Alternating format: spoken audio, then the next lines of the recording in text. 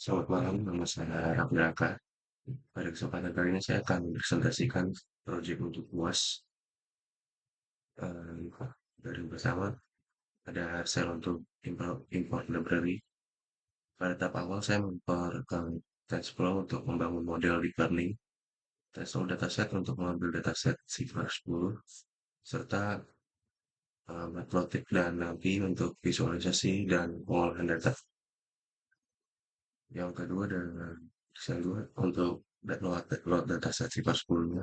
Desain ini untuk memuat dataset sifar 10 dari TensorFlow datasets. Dataset ini sudah terbagi otomatis menjadi dua, training dan testing. Sifar 10 dari 10 kelas objek dengan total 60.000 gambar.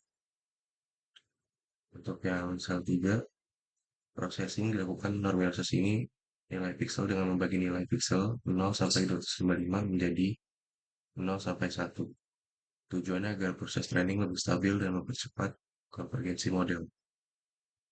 Untuk yang sel selanjutnya, sel ini untuk menampilkan contoh gambar dari dataset beserta label kelasnya. Visualisasi ini bertujuan untuk memastikan bahwa data telah dimuat dengan benar dan untuk memahami karakteristik setiap kelas. Selanjutnya, saya buat arsitektur konvolusional neural network. Layer convolution digunakan untuk mengekstraksi fitur visual, sedangkan max pooling berfungsi untuk mengurangi dimensi dan kompleksitas model. Selanjutnya ada model visualisasi menggunakan optimizer, ada karena efisien dan stabil. Class function yang digunakan adalah sparse categorical cross entropy karena dataset memiliki lebih dari dua kelas. Selanjutnya ada summary. Model summary menampilkan struktur model secara keseluruhan, termasuk jumlah layer, output shape, dan total parameter yang dilatih. Ini untuk memahami kompleksitas model. Semakin banyak parameter, semakin besar kemampuan model, namun juga meningkatkan risiko overfitting.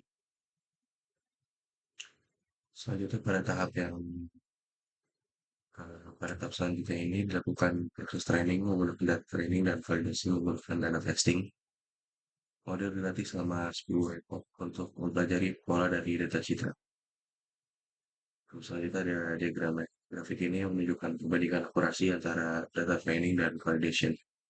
Dari grafik terlihat bahwa model belajar dengan baik dan tidak mengalami overfitting yang signifikan. Untuk akurasi, evaluasi model, pada saat ini dilakukan evaluasi performa model menggunakan data testing yang belum pernah dilihat sebelumnya oleh model. Hasil evaluasi yang menunjukkan nilai akurasi sebesar 71%, yang berarti sama yang berarti model mampu mengklasifikasikan citra dalam benar pada sekitar 71% dari 100 gambar uji. Nilai loss sebesar 0,90 menunjukkan masih terdapat kesalahan prediksi. Namun model sudah cukup baik untuk arsitektur CNN sederhana. Untuk salah terakhir, fungsi ini digunakan untuk memprediksi kelas dari satu gambar baru. Atau model berubah probabilitas dengan probabilitas tertinggi dipilih sebagai hasil prediksi. Untuk kelebihannya dari semua arsitektur sederhana, mudah diimplementasikan, waktu training cepat, untuk keterbatasannya akurasi terbatas, kurang kuat untuk fitur kompleks, dan sensitif terhadap noise. Nah, itu saja dari saya. Terima kasih.